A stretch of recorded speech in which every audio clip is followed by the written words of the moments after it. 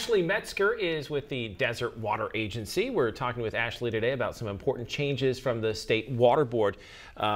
Big changes were discussed, and in fact, I know that the Coachella Valley Water District is going to drop some of its water fines for users.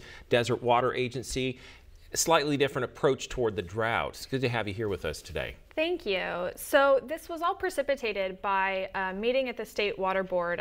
Both CVWD and DWA were there talking about some of the factors for our valley and really commending the board because for the first time they wanted to take local supply into consideration with these standards.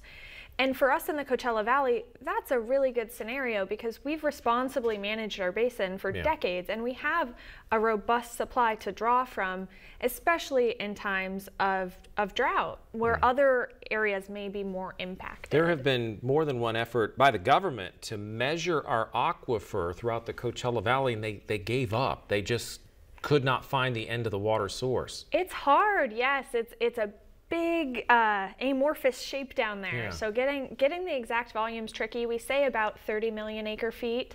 And you know, even if we were to stop getting any water, which typically we import water, and we were to keep drawing down, I did the math the other day and it was something like almost 180 years we could go. For local use as well. Not that you want to drain it, of course you don't. But again, the Coachella Valley, you say, has been a model as far as responsibly managing these water reserves. That's right. We have to submit a plan later under the Sustainable Groundwater Management Act, and that was actually modeled after some of what we do here. But this new plan, we think that it will ease a lot of the standards locally. For Desert Water Agency, we want our customers to remember that you still have to follow the restrictions. We don't know what the new standard will be yet. And in fact, we won't know what that standard will be until the end of June. Okay.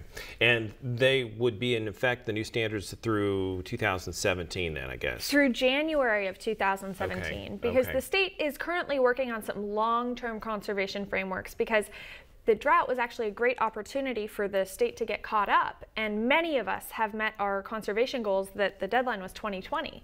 So we're ahead of schedule, which is great news, and we want to encourage people to continue conservation because drought or no drought, we live in a desert and we need to respect the most precious resource we have. We get a lot of water from the Colorado River. It's already overtapped, so responsibly managing this water supply and doing what you can to continue the drought continues, at least, or saving water. Thanks so much for being here with us, Ashley. Appreciate it as always. Top stories coming up next. You're watching the Desert's News Leader. Stay tuned.